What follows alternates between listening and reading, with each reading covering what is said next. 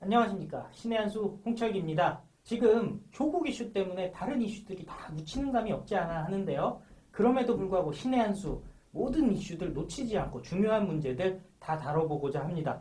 최근에 한미동맹은 지금 약화되고 있지 않겠습니까? 그리고 한일 간의 관계도 최악의 상황입니다.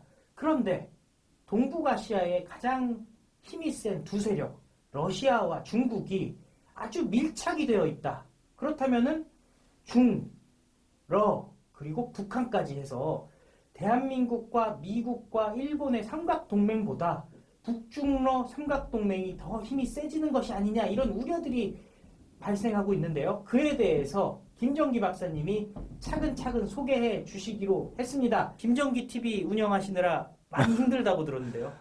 그래도 신의 한수에서 매주마다 이렇게 1000명씩 지원군을 보태줘가지고 이제 8,000명 됐으니까 10,000명을 앞두고 있습니다. 이번 주말 지나면 10,000명 되겠네요. 이번 주말 지나면 9,000이 되고요. 추석 직후에 아마 10,000명 될 것 같은데요. 네. 아이고, 감사합니다. 네, 감사합니다. 네, 외교 안보 이슈도 중요하고 경제도 중요하는데 많이 묻히고 있는데 오늘 신의 한수에서 외교 안보를 다루게 돼서 참 다행입니다. 최근에 중러가 친해지고 있다 하는 그런 이야기들이 막 월스트리트 저널에 나온 이야기예요. 네. 그걸 제가 이제 옮겨서 전해드리는 건데 오늘 일은 아니고요. 역사가 좀 있습니다. 역사가 좀 있고 이런 말이 나오게 된 계기가 그 9월 4일에 개최된 푸틴이 중심인 동방경제포럼이라고 있거든요. 그게 이제 러시아의 블라디보스톡에서 개최가 되는데 사실 주요 국가의 정상들이 다 참여를 하잖아요. 인도 수상하고 그다음에 일본 총리도 푸틴한테 얼굴 도장 찍으려고 막 가는 거죠. 아니 왜 푸틴 러시아가 이렇게 상용가가 됐을까요? 글쎄요. 왜 그럴까요? 왜 그런가 하면은 지금 미국이 자국 우선주의잖아요. 네. 그래서 동맹하고의 균열이 동맹국 탓도 있지만은 미국 트럼프 탓도 사실은 좀 있는 거거든요. 네. 그러다 보니까 이제 전통적인 세계 경찰로서의 역할이 이전에 비해서는 많이 약화가 되면서 동맹 국가들이 두려움을 느끼는 거예요. 일본도 그 미국하고 찰떡궁합이면서도 한편으로는 두려움을 느끼는 거죠. 네. 그러면서 동아시아 질서에서는 중국이 위협적인 요소인데 그랬을 때 이 문제 해결을 할 수 있는 중재자 역할을 할 수 있는 나라가 요 최근에 급친해지고 있는 러시아잖아요. 네. 그러고 보니까 러시아하고도 관계를 잘 하려고 달려가가지고 지금 뭐 온갖 노력을 다하고 있다고 봐야죠. 소위 그렇죠. 말하는 냉전 시대에는 어쨌든 소련을 중심으로 해서 중국이 일종의 뭐 동아시아의 어떤 그렇죠. 공산주의의 어떤 아웃포스트 같은 느낌이었잖아요. 그렇죠. 그렇죠. 그런데 지금은 어떻게 보면 국력이 중국이 러시아를 앞선 거 아니겠습니까? 10대 1이죠. 인구도 그렇고 총 GDP도 그렇고 10대 군사력 1입니다. 정도만 러시아가 더 앞선다 뭐 이런 말이 그렇죠. 있죠. 예, 군사력만 압도적으로 앞서죠. 그런데 그것 때문에 사실 좀 소원한 일도 있었죠, 최근에. 예, 맞습니다. 그런데 이제 이런 거죠. 이념이 같기 때문에 본질은 하나예요.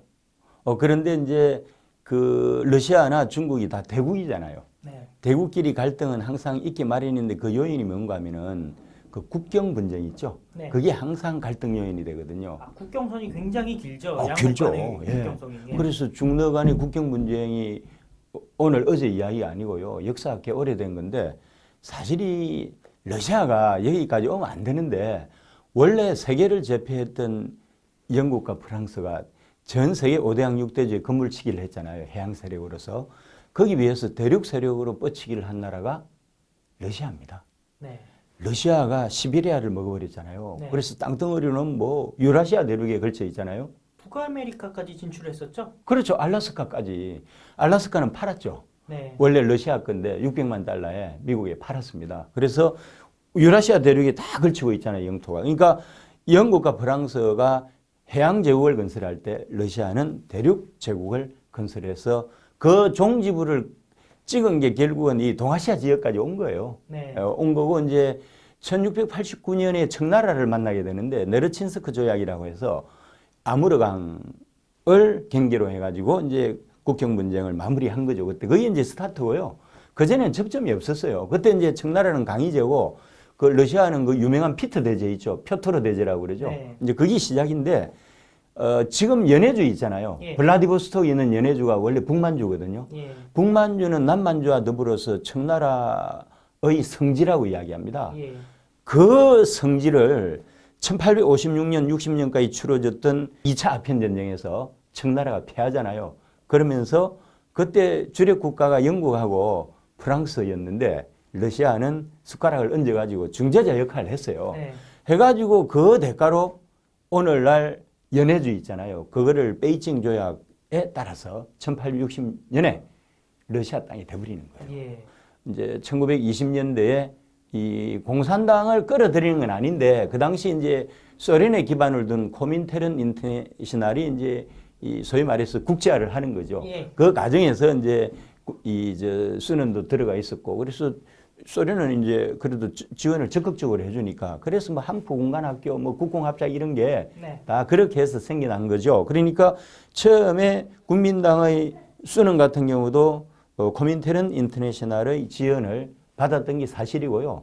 그 이후로 이제 국공합작이라는 게 이루어졌다가 장제스가 집권을 하면서 국공합작을 깨고 그랬다가 또 항일투쟁을 공동으로 하면서 또 국공합작이 되고 또 1947년부터 49년 사이에 2차 대전이 끝나고 나서 국공합작이 결렬이 되고 공동의적이 없어졌으니까 내전을 치르고 중국 대륙에 모택동 정권이 마오쩌둥 정권이 들어서고 장제스는 대만으로 패퇴한 게 역사잖아요. 그런데 대만의 역사는 논외로 하고요. 이 중국하고 러시아를 놓고 보면은 사실 어떻게 보면은 중국을 만드는데 구소련이 아주 뭐 어버이 역할을 한 거는 사실입니다. 그러니까 그 막스 레니니즘을 추종을 한 거잖아요. 네. 그렇죠. 마오이즘도 이야기하지만 그건 아니고 이제 본질적으로는 그런 건데 이 지도를 받아가면서 이 중공이죠. 옛날 구중공 지금 중국이 이제 성장을 하게 됐는데 양국이 결렬하게 된 계기가 있습니다. 네. 1955년에 그 후르초프가 스탈린 사회에 집권을 하면서 스탈린 격화 운동을 하잖아요. 소위 말해서 수정주의거든요. 여기에 이제 마오쩌둥이 반발할 수밖에 없잖아요. 수정주의로 나오게 되면은 그 소련 공산당 정권도 도전을 받을 수 있잖아요. 위태위태해지거든요. 그래서 이 중러 관계가 아주 나빠집니다. 나빠지고 그러기를 한 10년 정도 이제 오다가 결정적인 거는 1969년에 이 중러 국경 분쟁이 일어나는데요. 충돌합니다. 무력 충돌이 일어난다니까요. 그러니까 준전시 상황으로 갔던 거죠. 거기까지 딱 갔는데 이제 미국이 딱 지켜봤잖아요. 보고 있으면서 야, 쟤들을 분리시켜야 되겠다. 그래가지고 헨리 키신저가 천재잖아요. 머리를 딱 써가지고 그 당시 닉슨 대통령을 움직여가지고 역사적인 중공 방문을 1972년에 하고 그로부터 7년 후인 1979년에 국교 수립이 되면서 중국이 미국 편이 돼버린 거예요. 네. 그래가지고 이제 미국의 지원하에 개혁개방을 성공적으로 쭉 이끌어 왔잖아요. 그러다 또 결렬이 된 게 1989년에 천안문 사태가 일어나잖아요. 네. 지금 홍콩하고 비슷한데天安문 사태가 딱 일어나면서 미국하고 또 이렇게 돼버렸죠. 네. 이렇게 돼가지고 이제 이런 와중에 이제 구소련이 해체가 됐잖아요. 1991년에. 네. 구소련이 해체가 되면서 다시 중국하고 러시아가 가까워지고 물론 중국은 미국하고는 계속 좋은 관계고요. 그래서 1991년 구소련이 해체되고 나서는 이제 아까 말씀드린天安문 사태로 인한 이 냉각기는 한 3년 정도 지속이 됐고 1990년대 초반에 덩샤오핑이 남순 강화를 하면서 2차 개혁 개방 시대를 열잖아요. 그렇죠. 네. 그러면서 미국하고 관계가 회복이 되고 구러시아하고도 관계가 회복이 되면서 삼국이 사이좋게 잘 왔어요. 네. 잘 왔는데 이제 그리고 이제 2000년대 들어와서는 중국이 이제 산업화에 성공을 하면서 좀 건강해졌잖아요. 네. 경제 체력이 강화가 되면서 소련하고 이제 더 친해지는 노력을 특히 군사 협력, 이 군사적인 측면에서 협력이 되게 강화됩니다. 네. 그게 이제 2005년인가 그런 걸로 알고 있는데요. 이런저런 행태로 이제 이 소련을 엮어가지고 원래 공산주의 국가로서 형제 국가로서 동맹 국가로서 세를 가시하기 시작했는데 이 두 나라가 이 절친이 된 게 사실은 최근입니다. 네. 2014년인가 아마 우크라이나 사태 기억나세요? 네. 우크라이나 사태 때 사실 미국하고 서방진영이 경로를 해가지고 유엔을 통해서 경제 제재 조치를 취하잖아요. 맞습니다. 그러면서 석유 사태를 맞이하면서 러시아가 경제적 위기 상황에 직면하게 됩니다. 이때 예. 구원투수 역할을 누가 했는지 아세요? 중국이. 시진핑이. 예. 시진핑이 경제 지원 해주고요. 그 다음에 스와프 있죠. 네. 스와프 협정 체결해주고 완전히 그냥 파격적으로 지원을 해줍니다. 그래서 그때 이후로 완전히 절친이 됐는데 트럼프가 이제 중국하고 무역전쟁 치르면서 중국도 뭔가 지원 부대가 있어야 되잖아요. 네. 국제사회에서. 예. 그래서 러시아가 군사 제국으로서는 서열 2위잖아요. 맞습니다. 중국하고 갭이 크고 그러면서 이제 러시아 이용 가치가 또 있으니까 중국이 러시아를 위해서 상당히 지원을 많이 하게 되면서 이제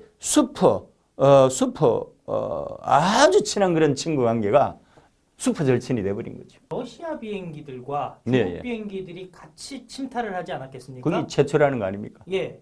그 부분도 이런 거랑 연관이 될 수 있나요? 그렇죠. 물론 이제 중국과 러시아가 합동 훈련을 꾸준히 지금까지 거의 한 15년째 하고 있습니다. 하고 있는데 이제 본격적으로 이렇게 이제 우리 동아시아 지역, 특히 우리 동해 지역에서 그 이제 중러가 하나가 돼 가지고 영공을 침범하면서까지 이렇게 세를 가시한 거잖아요. 북과 남쪽에서 이렇게 와서 맞습니다. 만나는 그런 형태인데 이렇게 되는 거죠. 누가 봐도 연합작전이고 예, 연합입니다. 뭐 침공작전으로 보일 수밖에 없는 건데 네, 연합 침공 작전이에요. 사실은 한 거예요, 그거를. 그게 자기들도 그러잖아요. 그렇게 했다고. 혹시 모를 또 북한까지도 거기에 숟가락을 얹는다.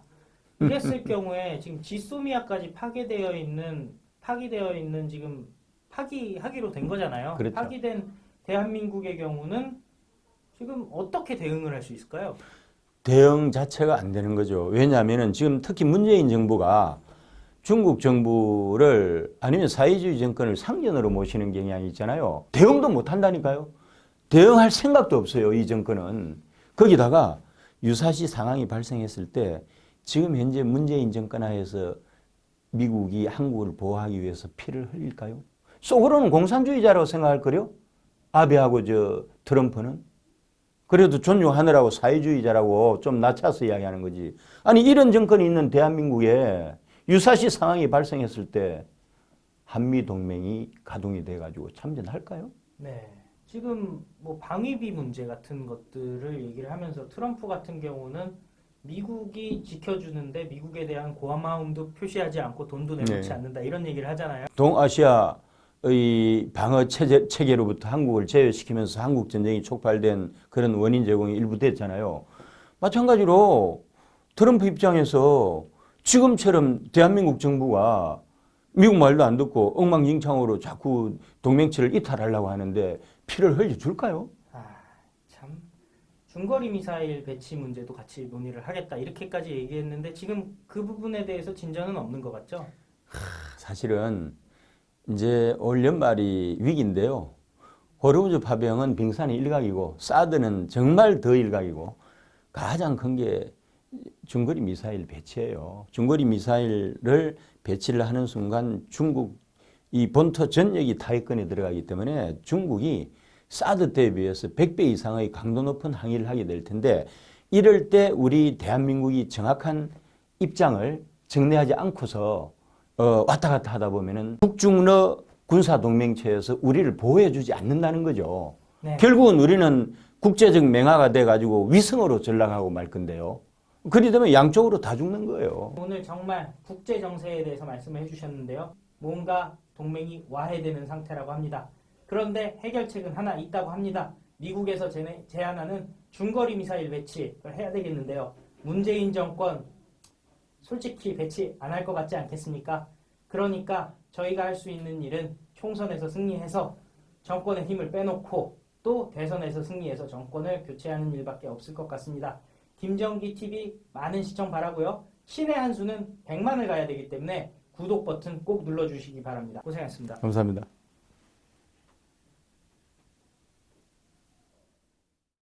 신의 한 수의 구독, 좋아요 버튼을 눌러주세요. 구독과 좋아요는 신의 한 수의 큰 힘이 됩니다.